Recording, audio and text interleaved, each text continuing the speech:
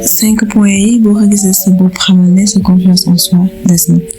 Premier point bi mooy que ni tu te laisses facilement diriger par les normes de la société. Manque de confiance mën na manifester par un manque de personnalité, de caractère et de conviction en ses propres choix. Loolu dina créer ci nit ki benn instabilité ou anxiété boo xam ne daf koy pousser muy chercher à se caser dans les modes créés par la société.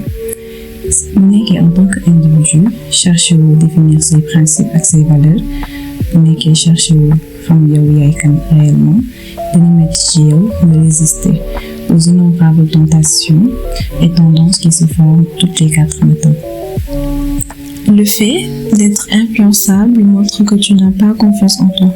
Parce que ton sens de l'identité n'est pas développé. Exactement.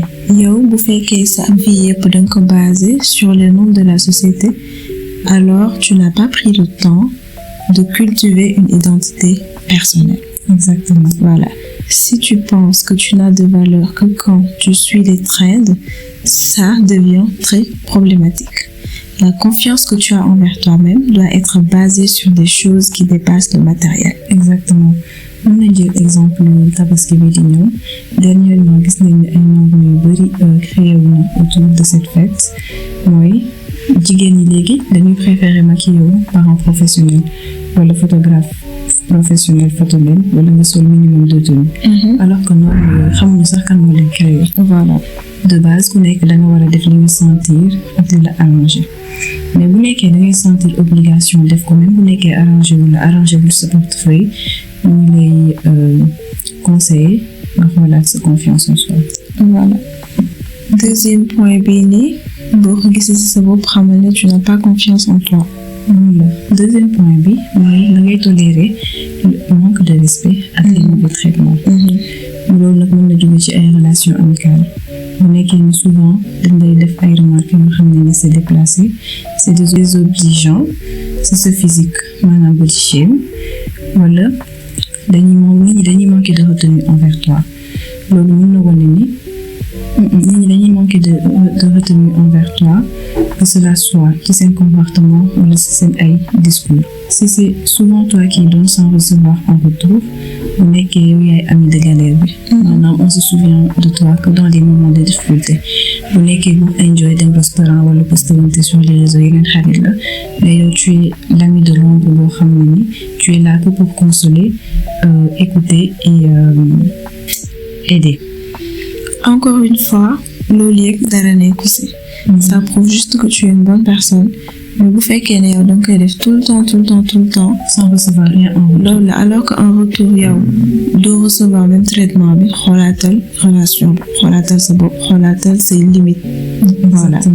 Te manque de limite dafay indi manque de confiance en soi. Manque de limite mën nañ ne conséquence manque de confiance en soi la. loolu day indi manque de limite. C'est-à-dire manque de confiance ndax say limites pour nga définir leen il faut que nga définir réellement li nga mérité te pour définir li nga mérité il faut que nga am confiance sa bopp donc yëpp mën nañ ne lépp c'est dafa lëkkalante daal. Exactement. Si tu penses tout mériter, si tu penses que tu mérites tout ce que les gens te font endurer et que tu as tendance à supporter le mauvais traitement, il est temps pour toi de travailler sur toi. Loolu aussi mën na nekk ci yeneen relations yi comme amoureuse wala familiale wala même dans le milieu du travail. Voilà. Nit ñi am confiance seen bopp dañuy défendre seen bopp. boo défendre sa bopp kenn du la défendre. Surtout en tant qu'adulte. Voilà. Troisième point bi boo ko gisee sa bopp xamal ne tu n'as pas confiance en toi. mooy que ni da ngay ressentir jalousie ci réussite nit ñi. Donc pour un signe de manque de confiance en soi bi gën a mag mooy le sentiment de jalousie. sa réussite nit ñi dafa la war a inspirer dafa la war a motiver car nit ñooñu ñooy preuve vivante que ni nga bëgg mënoo ko am surtout bu nekkee même domaine bi nga nekk la. Donc si au lieu d'être inspiré tu les jalouses inconsciemment tu penses ne pas être capable de le faire. Tu ne crois pas en tes capacités donc en toi. Car on ne jalouse pas de quelque chose que l'on possède. Da ngay jalouser li nga yaakaar ni amoo ko loolu ngay jalouser mais jamais de jalouser loo xam ne ni yaakaar nga ni am nga ko donc bu nekkee da ngay faral di ressentir sentiment boobu souvent reconsidérer sa confiance en soi. Bah, pareil, ce qu'on ne vous dit pas, c'est que cette jalousie vient du fait que tu penses ne jamais avoir ce que cette personne a. Exactement. D'habitude, tu ne jalouses pas une personne qui a ce que tu ne veux pas. Exactement. Voilà. Du coup, jalousie, peur, acte insatisfaction envers qui tu es réellement. Exactement. Donc, signe de manque de confiance en soi. 4e point bi boo ko gisee sa bopp xamal ne tu n'as pas confiance en toi. mooy que ni assumer woo yow ki nga doon pleinement. loolu mën na jël forme du pôle plaisir. Voilà. C'est-à-dire chercher constamment à faire plaisir aux autres au détriment yow ses propres besoins. Say envies ak say avantages. Ne pas s'assumer pleinement wala chercher aussi la validation à travers le matériel. Comme phénomène iPhone yi. Voilà. daf lay jaral nga jël presque 1 million dugal ko ci iPhone juste pour que boo génnee boo ko yoree nit ñi buñ ko gisee peut-être envie bi ñuy am loolu daf lay jox confiance mais en vrai loolu façade la du vraie confiance en soi. Confiance en soi dëggantaan danga koy bâtir ci ay bases solides mais pas si matériel boo xam ne ni même pas 1 mois wala 8 mois plus tard beneen dina génn sa bos sax daf lay mujjee suuf. loolu confiance en soi danga ko war a bâtir ci ay bases yoo xam ne ni c'est valide, c'est solide du moins. Le besoin de vouloir toujours être validé par les autres cache une faible estime de soi. Exactement. Le fait de s'abandonner, de s'oublier, d'accepter de rendre des services qui ne t'arrangent absolument pas, juste par peur d'être rejeté ou jugé, montre que tu as énormément d'insécurité enfouie en toi. C'est important de se valider soi-même pour vraiment réussir à s'épanouir dans la société. Parce que ñeneen ñu duñ la mës a valider. Même buñ la valider, c'est précaire. Parce que mën nañ la invalider à tout moment. Exactement. Te buñ la invalider, ça va causer un chaos dans ta vie. 5e point bi boo ko gisee sa bopp xamal ne tu n'as pas confiance en toi. mooy une comparaison excessive dangay faral di dëkkale sa bopp ak nit ñi lu bari. loolu mën na nekk benn danger parce que mën na mener à une insatisfaction totale. Tu vas sombrer dans le pessimisme, c'est-à-dire ay xalaat yu lëndëm wala une négativité voire même l'aigreur maanaam naqari deret. La comparaison peut être destructive pour cette image de soi ak estime de soi.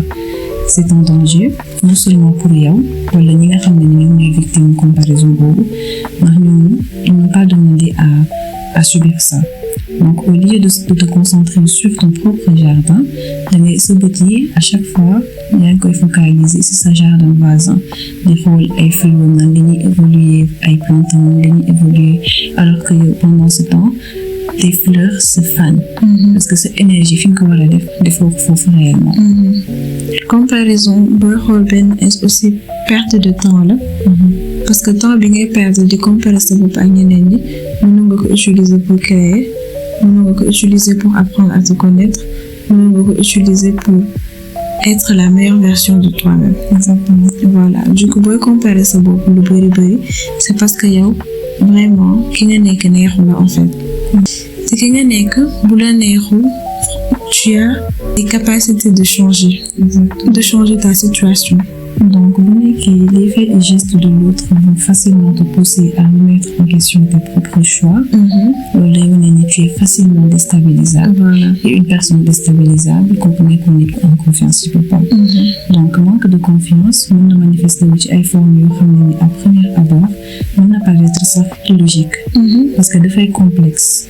Comme par exemple, derrière l'orgueil, par exemple, on a caché le manque de confiance en soi, ou même derrière la susceptibilité. Du coup, on a déjà que les comparaisons de famille que l'on ramène, c'est très répandu dans la société. Surtout avec les réseaux sociaux. Exactement. Voilà. On a tendance à se comparer souvent avec les autres. Et c'est très malheureux de vivre de cette manière. On a essayé de faire une confiance en soi pour arrêter la comparaison. C'est très répandu dans la société, surtout avec les réseaux sociaux. Ça n'aide pas. Donc on est concentré au Sebopom pour essayer d'être la meilleure version de nous-mêmes et de booster notre confiance en soi. Voilà. Merci d'avoir écouté et à la prochaine. N'oubliez pas de vous abonner.